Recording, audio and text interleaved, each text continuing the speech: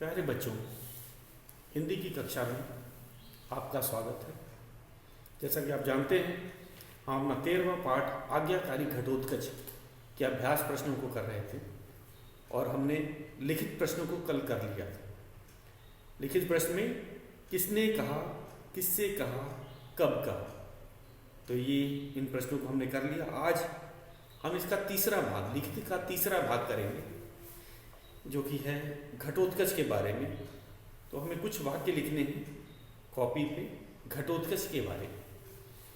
तो ये हमारा तीसरा, लिखित का तीसरा प्रश्न है। तो चलते हैं अपने लिखित प्रश्न में। लिखित का तीसरा प्रश्न है,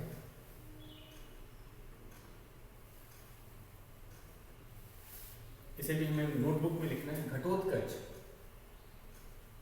घटोत्कच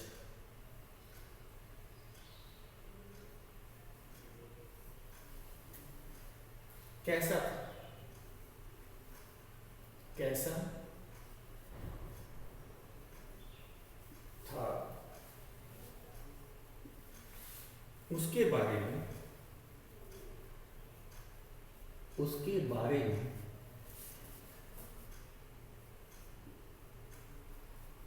उसके बारे में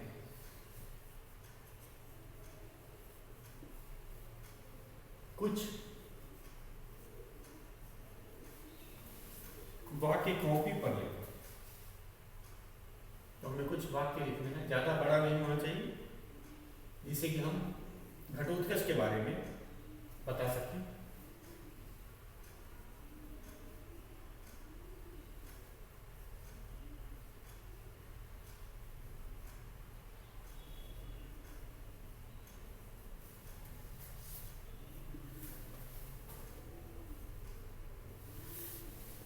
तो बच्चों, घटोत्कच आज्ञाकारी था, इसीलिए हमारा जो नाटक था उसका नाम ही आज्ञाकारी घटोत्कच ही रखा। तो ये अपनी माँ का आज्ञा का पालन कर रहा था। माँ ने अपने व्रत के पारायण के लिए एक मनुष्य की मांग की थी और इसलिए वह एक मनुष्य को लाने के लिए वन में जाता है। तो हम कहेंगे कि वह अपने माँ की आज्ञा का पालन कर रहा है। जो आज्ञा का पालन करता है, बड़ों की, माता पिता की, गुरु की, उन्हें आज्ञाकारी कहा जाता है। तो हम घटोत्कच को भी आज्ञाकारी कहेंगे और वह वीर भी था। तो हम कहेंगे वह वीर था, साहसी था और उसने गलती से अपने पिता से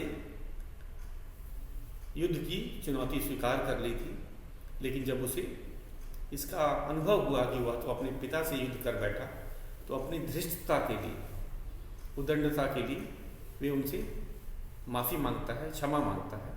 तो ये उनके गुण थे। तो सबसे पहला गुण हम आज्ञाकारी ही बताएंगे। तो लिखते हैं वाक्य घटोत्कच के बारे में, घटोत्कच के बारे में कुछ वाक्य लिखने थे। तो शुरू करते हैं। घटोत्कच, घटोत्कच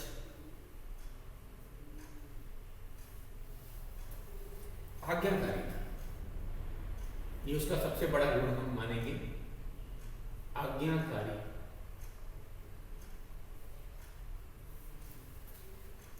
था। फिर पूर्ण विराम, वह अपनी माता की आज्ञा, वह अपनी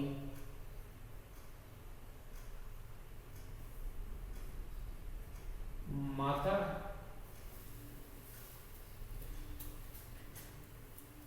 की आज्ञा का, आज्ञा का पालन करते हुए, पालन करते हुए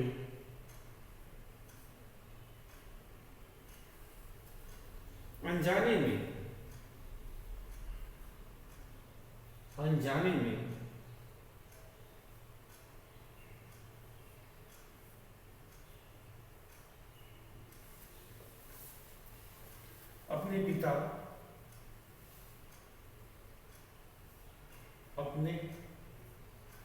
पिता से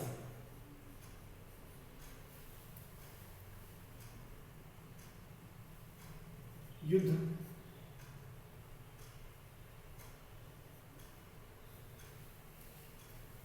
किया,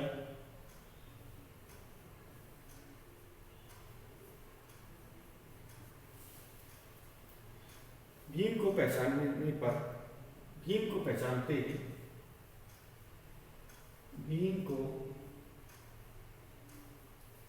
ही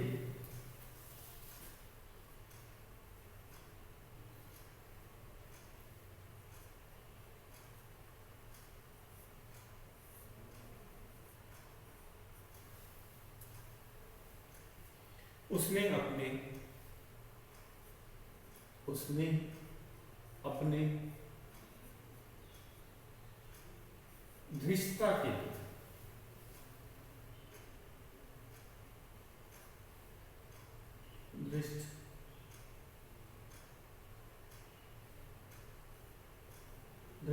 के लिए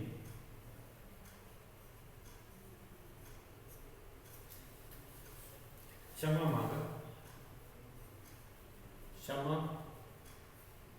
मांगा, पूर्ण विराम।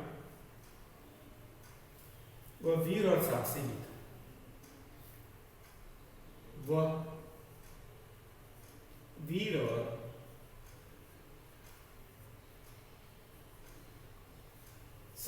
था।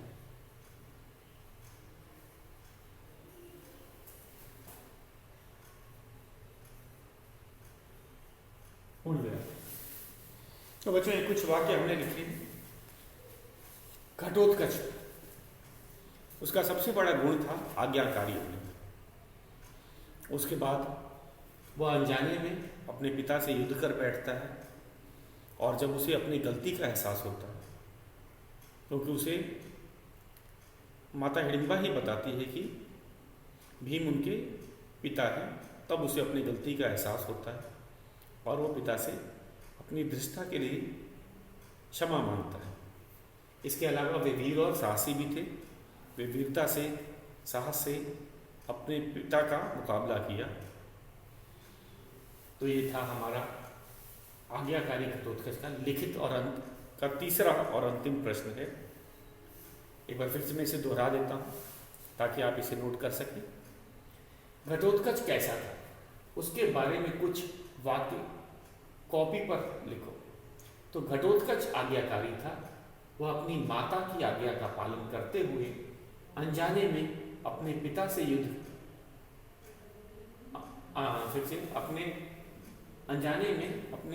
युद्ध किया था। भीम को पहचानते ही उसने अपने धृष्टता के लिए क्षमा मांगा। वह वीर और साहसी भी था। तो ये थे गुण, हम कहेंगे ये सब घटोत्कच के गुण थे, उसके व्यक्तित्व के गुण थे। तो ये हमने आज लिखा। अब हम अपने व्याकरण के प्रश्नों पे आ जाएंगे। इस पाठ के बाद हम अपने भाषा से के अंतर्गत व्याकरण के प्रश्नों को करेंगे। तो मेरे ख्याल से आपने इसे नोट कर लिया होगा। अब हम चलते हैं अपने व्याकरण के प्रश्नों की ओर। तो लिखित हमने कर लिया। अब भाषा से के अंतर्गत जो प्रश्न है उनको करेंगे। और आपको पता है भाषा से के अंतर्गत जो प्रश्न आते हैं वो व्याकरण से संबंधित होते हैं।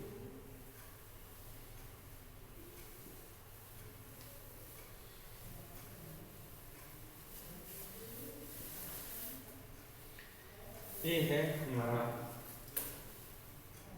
अभ्यास प्रश्न, भाषा से के अंतर्गत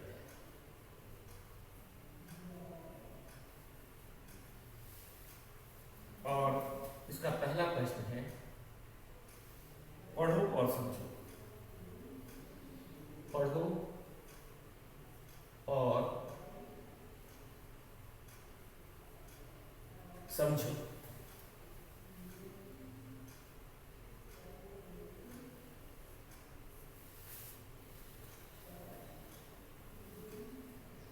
ये हमारा क है, इसका क भाग है। पढ़ो और समझो के 3 भाग दिए गए हैं।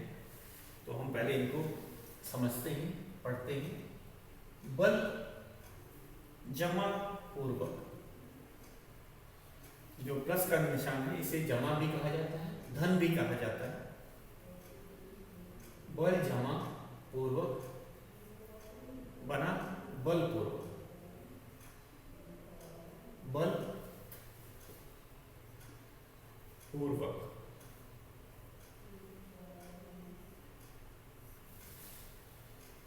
दूसरा है साथ साथ इधर है प्रेम जमा पूर्वक, प्रेम जमा पूर्वक, प्रेम पूर्वक,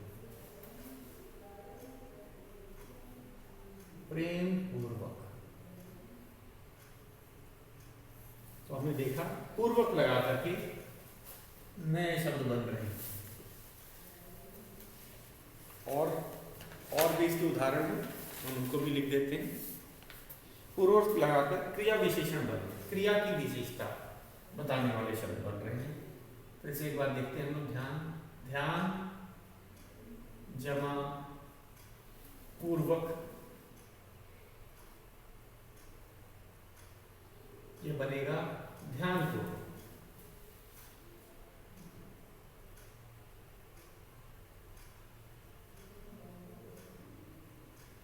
ध्यान जमा पूर्वक, ध्यान पूर्वक। अगला है शांति जमा पूर्वक,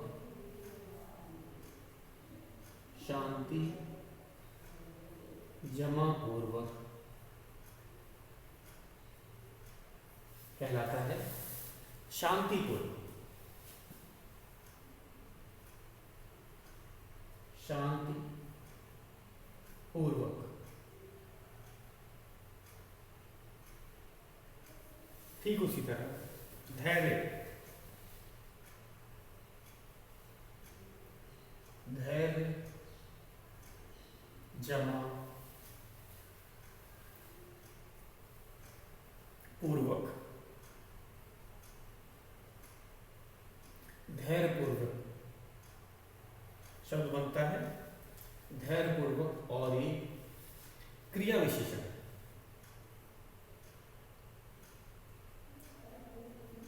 पूर्वक। अगला है हमारा स्नेह जमा पूर्वक, स्नेह जमा पूर्वक क्या कहलाता है? स्नेह पूर्वक।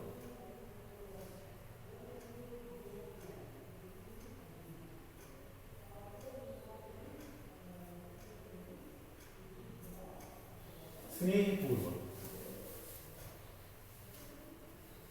तो बच्चों पूर्वक लगा के हमने देखा, क भाग की बात करें तो हमने पूर्वक लगा करके बल, धन, धैर्य में और प्रेम, शांति, स्नेह पूर्वक लगाकर क्रिया विशेषण बनाया। क्रिया विशेषण क्या होता है? जो शब्द क्रिया की विशेषता बताता है उसे हम क्रिया विशेषण कहते हैं। तो एक क्रिया विशेषण की हमने रचना की। अब हमारा ख है शाली शब्द।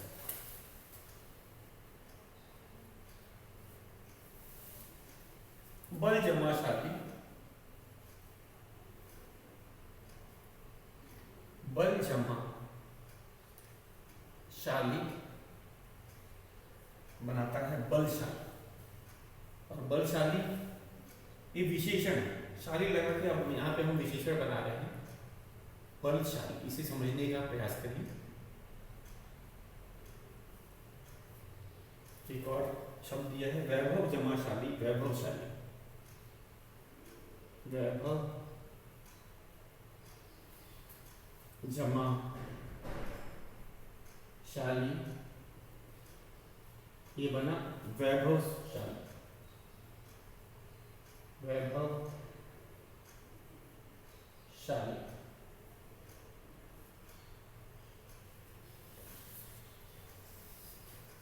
अगला है शक्ति जमा शाली,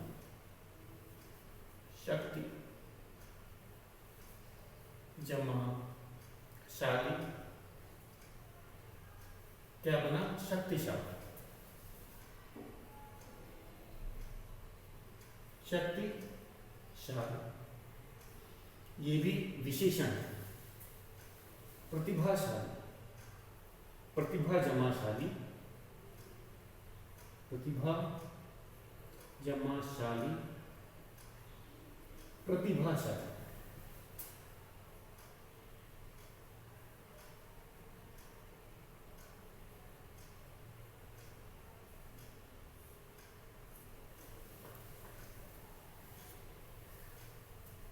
भाग्य जमाशाली, भाग्यशाली, भाग्य जमा शाली, ये बना भाग्यशाली।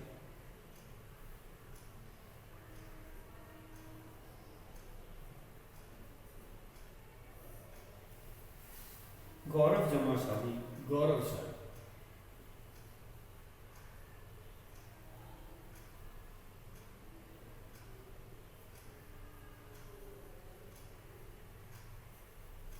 ये बना गौरवशाली।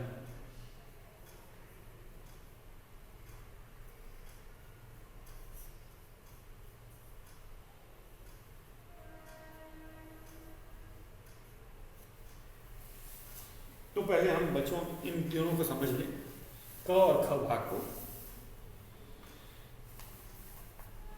तो हमने देखा यहाँ पे पूर्वक लगा करके जो शब्द बन रहे हैं, कौन कौन से? बल जमा पूर्वक, बलपूर्वक, ध्यान जमा पूर्वक, ध्यानपूर्वक, धैर्य जमा पूर्वक, धैर्यपूर्वक। ठीक उसी तरह प्रेम जमा पूर्वक, प्रेमपूर्वक, शांति जमा पूर्वक, शांतिपूर्वक, स्नेह जमा पूर्वक, स्नेहपूर्वक। जो शब्द बन रहे हैं वे क्रिया विशेषण, क्रिया की विशेषता बताने वाले शब्द हैं। तो पूर्वक लगाकर बनने वाले शब्द क्रिया विशेषण। और ख में देखा जाए शाली लगाकर जो शब्द बन रहे हैं ये विशेषण शब्द को बनाते हैं। बल जमा शाली, बलशाली, बलशाली भीम, भीम की क्या विशेषता थी? वे बलशाली थे। शक्तिशाली, शक्तिशाली हाथी, तो हाथी कैसा जीव होता है? शक्तिशाली, शक्ति, तो शक्तिशाली क्या है? विशेषण हो। भाग्यशाली, भाग्यशाली व्यक्ति, जिस व्यक्ति का भाग्य अधिक अच्छा हो हम उसे भाग्यशाली कहते हैं। तो ये विशेषण का काम कर रहा है। इसी तरह वैभवशाली, वैभवशाली राजा, तो राजा की क्या विशेषता बता रहा है कि राजा वैभवशाली है। प्रतिभाशाली विद्यार्थी, तो विद्यार्थी की क्या विशेषता है? वह प्रतिभाशाली, प्रतिभा का गुणी है।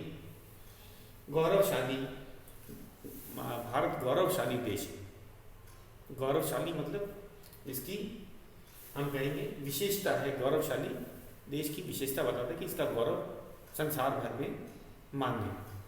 तो ये सब, और ये पूर्वक लगा कर हमने देखा क्रिया विशेषण, क्रिया की विशेषता। बलपूर्वक हम कहेंगे जो स्वामी दास को बलपूर्वक ले गया, तो बलपूर्वक क्रिया विशेषण है। कैसे उठा के ले गया? बलपूर्वक, जबरदस्ती। ध्यानपूर्वक, हमें ध्यानपूर्वक पढ़ना चाहिए, तो यहाँ क्रिया की क्या विशेषता है? पढ़ना कैसे चाहिए? ध्यानपूर्वक, ध्यान लगा करके पढ़ना चाहिए। तो ये क्रिया विशेषण बन रहे हैं। धैर्यपूर्वक काम करना चाहिए, धैर्यता को हमें खोना नहीं चाहिए। प्रेमपूर्वक, राजा राम सबसे प्रेम पूर्वक व्यवहार करते थे। रमेश सबसे प्रेम पूर्वक व्यवहार करता है। शांतिपूर्वक का है उदाहरण, भारत एक शांतिपूर्वक देश है। यहाँ पे क्रिया विशेषण की बात करेंगे अगर हम, तो कहेंगे हमें परमाणु शक्ति का शांतिपूर्वक उपयोग करना चाहिए, तो शांतिपूर्वक क्रिया विशेषण का काम है। स्नेहपूर्वक, हम बच्चों से स्नेहपूर्वक व्यवहार करते हैं, तो क्रिया विशेषण का काम है स्नेहपूर्ण। अब एक और है बच्चों ग, इसे भी हम लोग समझ लेते हैं। तो हमने देखा कि पूर्वक लगाकर हमने क्रिया विशेषण बनाया और शाली शब्द को लगा करके हमने विशेषण की रचना की, विशेषण शब्द को बनाया। इसका ग भाग बचा है, उसे भी समझ के हम लोग कर लेते हैं।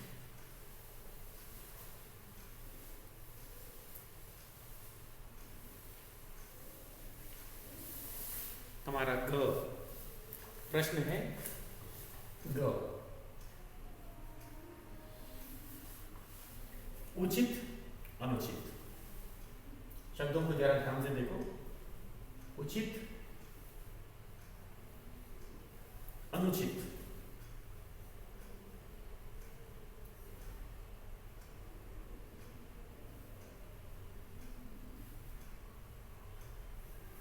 अगला है इच्छा, इच्छा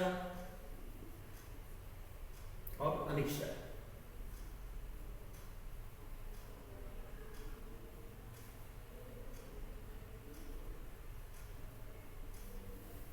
उपयोगी,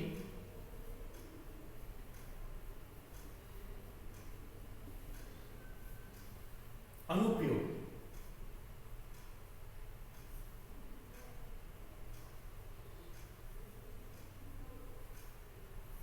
ठीक इसी तरह अगला है आदर अनादर।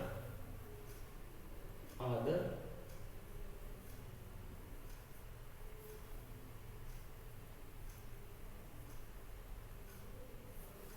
अगला शब्द है आवश्यक अनावश्यक।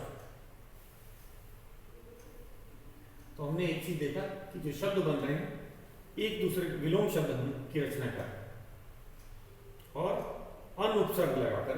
फिर से देखिए, आवश्यक, फिर है अनावश्यक,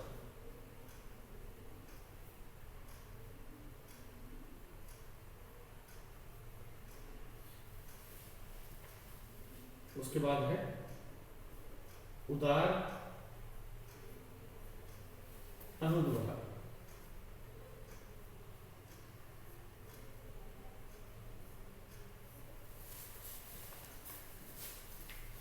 तो ध्यान देते हैं कि हमारा ग पढ़ो और समझो का ग भाग है। इसके अंदर क्या दिया गया है? इसके अंदर है अन उपसर्ग। उपसर्ग क्या होता है?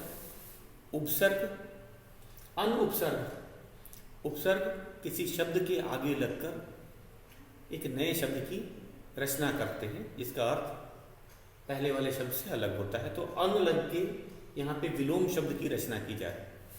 उपसर्ग क्या है? अन। तो यहाँ पे उचित का अनुचित। उपसर्ग क्या लगा है? अन। इच्छा अनिच्छा, उपयोगी अनुपयोगी, आदर अनादर, आवश्यक अनावश्यक, उदार अनुदार। तो अन उपसर्ग लगाकर विलोम शब्दों की रचना की जा रही है। तो हमने इन शब्दों को पढ़ा और क्या समझा कि अन उपसर्ग लगाया जा रहा है और अन उपसर्ग लगाने से जो शब्द बन रहा है वह विलोम शब्द बन रहा है। विलोम शब्द क्या होता है? एक दूसरे का उल्टा अर्थ बताने वाले शब्द को विलोम शब्द कहते हैं। तो यहाँ पे अन उपसर्ग लगाया है उचित में, तो अनुचित हो गया अन। अन उपसर्ग कैसे लिखा जाता है बच्चों? अ पूरा है और जो न है वो वर्ण है, अन। अ तो स्वर होता है, आपको पता ही है, और न में हल्का है, मतलब इसमें अ मिला नहीं है, ये शुद्ध वर्ण है। तो अन उपसर्ग लगा करके हमने विलोम शब्द की रचना की है, विलोम शब्द बनाया है। तो एक बार फिर से देखो, उचित का अनुचित, इच्छा का अनिच्छा, उपयोगी का अनुपयोगी, आदर का अनादर, आवश्यक का अनावश्यक, उदार का अनुदार। अभी हम अपने दूसरे प्रश्न पे चलते हैं। ये तो हमने समझ लिया हमारा दूसरा प्रश्न है भाषा से के अंतर्गत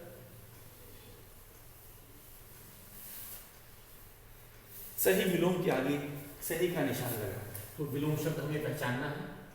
विकल्प बहुत से दिए हैं, 3 विकल्प हैं और हमें सही विलोम शब्द को पहचानना है। सही विलोम शब्द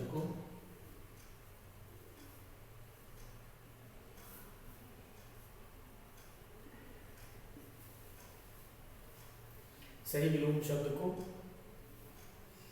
के सामने सही का निशान लगाना है।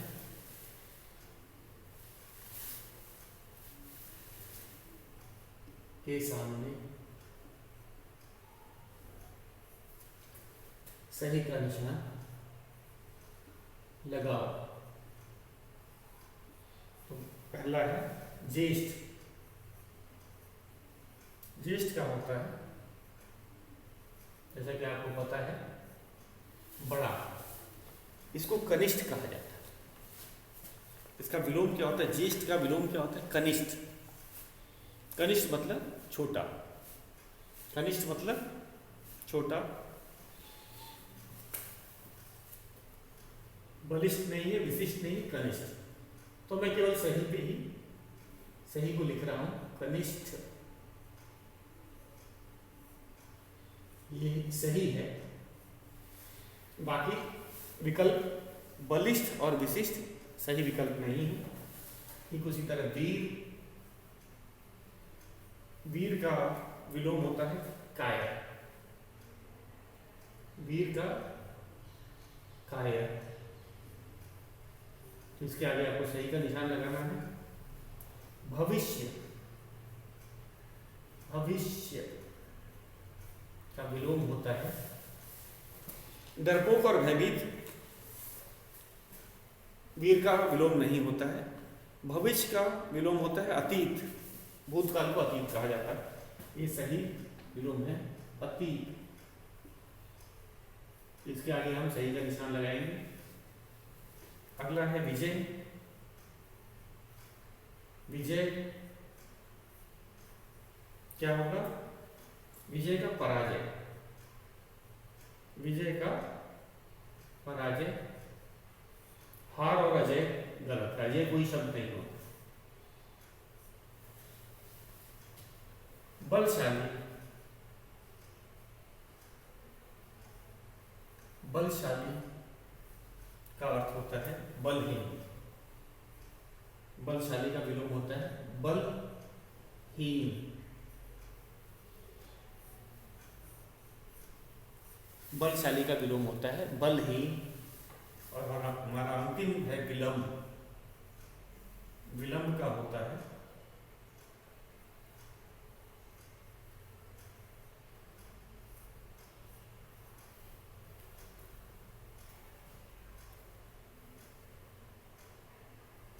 शीघ्र।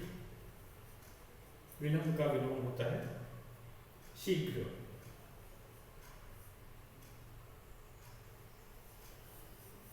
एक बार फिर से इसको समझ लेते हैं। हाँ, ध्यान दीजिएगा। हमें सही विलोम के आगे सही का निशान लगाना था। ये असल में बहुविकल्पीय प्रश्न थे। मैंने जो सही विकल्प है वही उन्हीं को लिखा है। तो ज्येष्ठ का होता है विलोम कनिष्ठ, न कि बलिष्ठ और विशिष्ट नहीं होता। विशिष्ट व्यक्ति होता है, जो खास व्यक्ति ऊंचे पद पर होता है। बलिष्ठ जिसके पास बल होता है। तो ये गलत है। ज्येष्ठ का कनिष्ठ होगा। वीर का विलोम होता है कायर, ना कि डरपोक और भयभीत। विलोम नहीं है। भविष्य का अतीत होता है। कल और आगामी नहीं होगा। विजय का पराजय होता है। अजय और हार नहीं होगा। बलशाली का बलहीन होता है। दुर्बल और कमजोर नहीं होगा। विलंब का शीघ्र होता है। और विलंब या देरी नहीं होगा। तो बच्चों, ये थे हमारे सही विलोम शब्द को हमें पहचानना था। और ये हमारा दूसरा प्रश्न था भाषा से के अंतर्गत। तो आप इन्हें पाठ्य पुस्तक में करेंगे और हम अपना तीसरा प्रश्न कल करेंगे। आज के लिए बस इतना ही है। आप इसे याद करिएगा, अभ्यास बना के रखिएगा।